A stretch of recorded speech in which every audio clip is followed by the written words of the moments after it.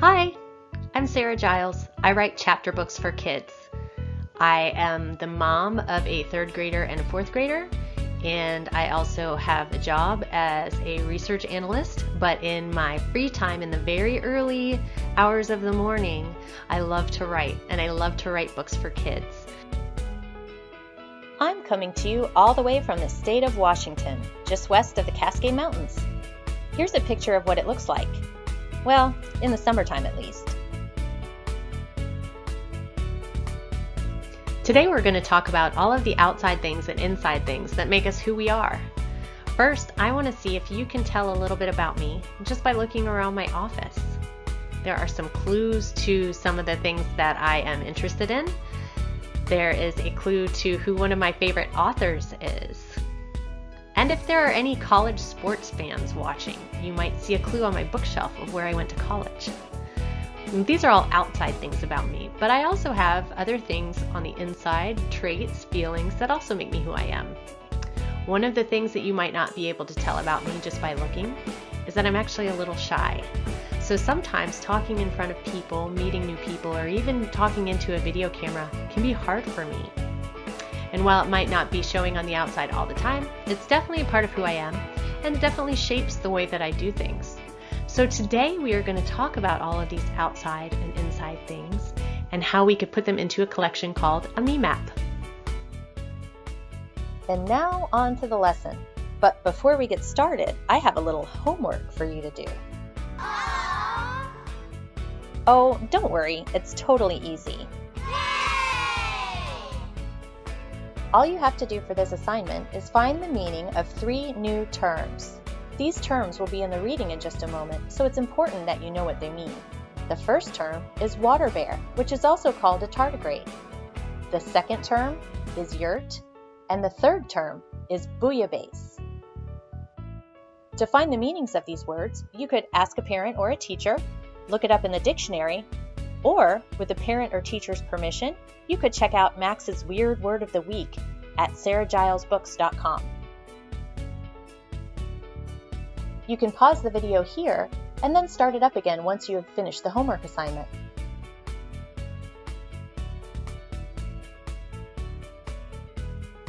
Let's get back to the lesson.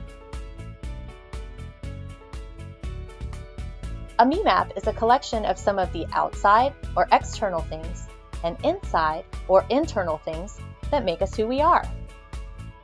So why do a me map? It's a great way to learn a little bit more about yourself. Well, why is this important? Do you remember how I told you that I get really nervous speaking in front of people, even a video camera?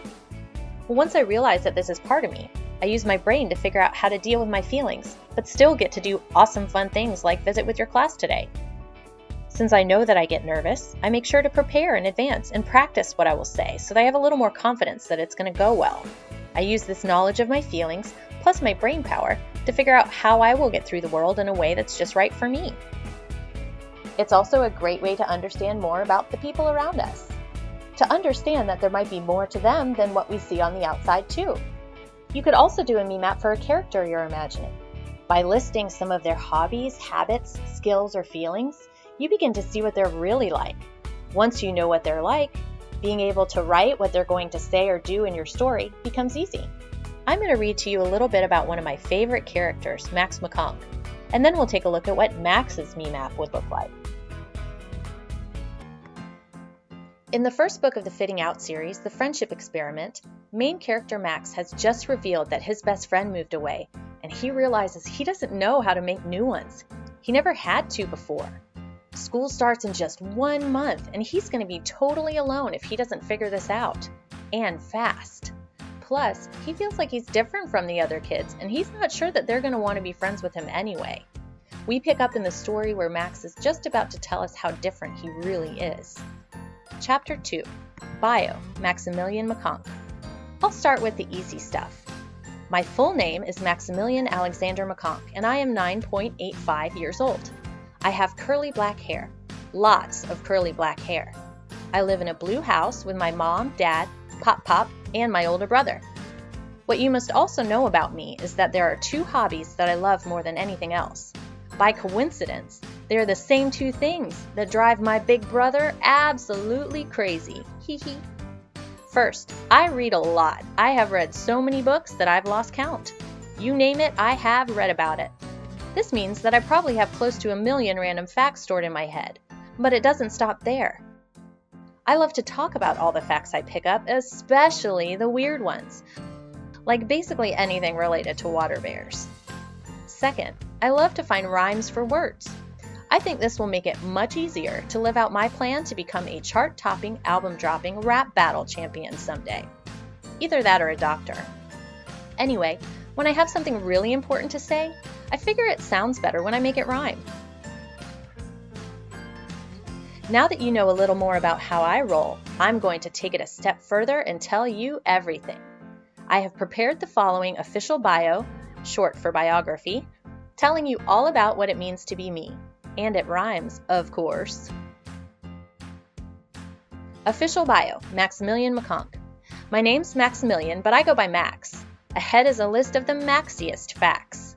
My bio contains all the things that are me, and while in this list you might possibly see 1 or 2 bits of you, you would have to agree that all these together are unique level 3. In the standard international scale of uniqueness, level 3 is the highest. Not many people know that. Max facts. I wear Pop Pop's racing goggles instead of a hat. I've got a robot named Switches, a fish, and a cat. Astronomy club, now that is my jam. No one is more into stars than I am. I ride a sweet uni and know lots of tricks. I once built a yurt out of popsicle sticks. My favorite lunch is Dad's bouillabaisse stew. I know more about turtles than most people do. For example, I'll bet you didn't know that nesting female leatherback turtles make noises that sound like a human burp. Burp.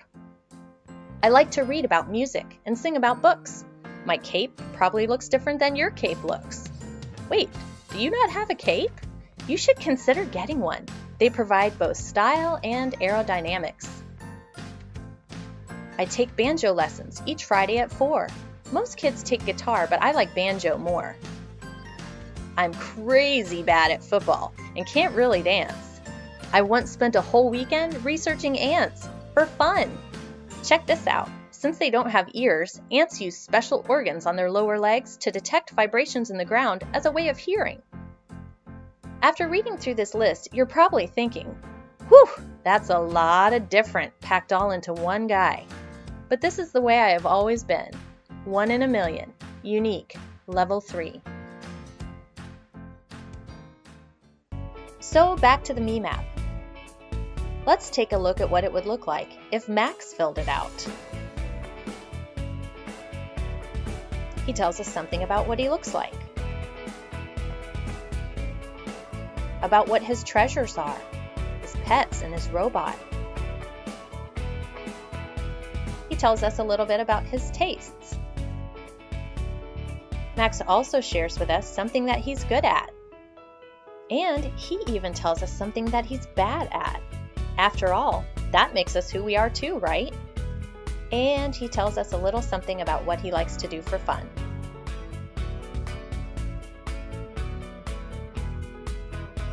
But these are all outside things. To figure out the next pieces of the me map, we'll have to take a look inside. While describing what he's like on the outside, Max gives us some clues about what's going on in his brain. He lets us know that he's creative, intelligent, and resourceful.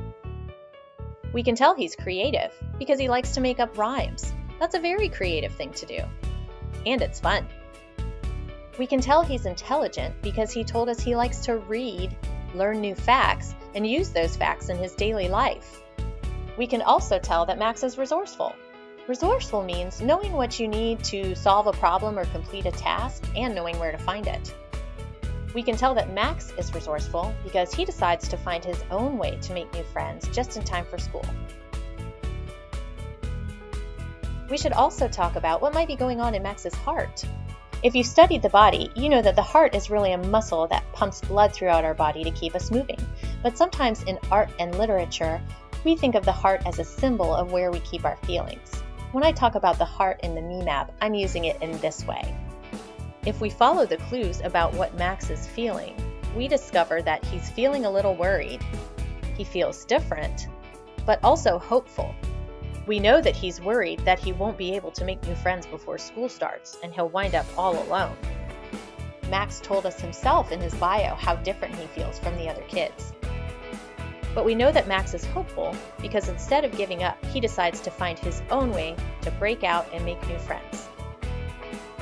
Is there anything you notice about the difference between what's in Max's brain and what's in his heart? I'll give you a hint. It has to do with timing. The feelings in his heart are reactions to what's going on right now.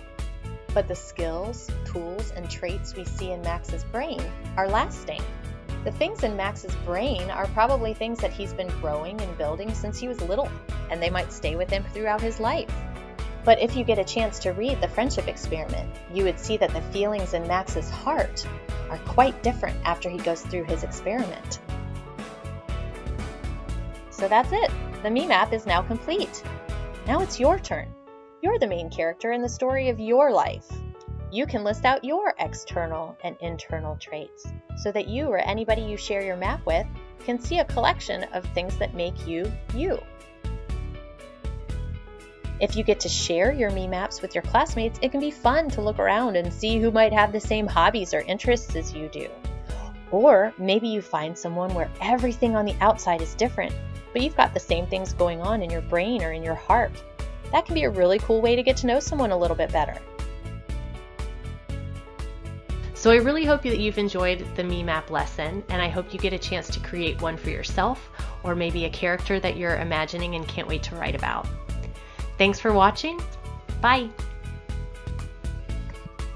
To find out more about the book we read today, or to check out more fun activities with Max and his friends, get a teacher or parent's permission and head to sarahgilesbooks.com.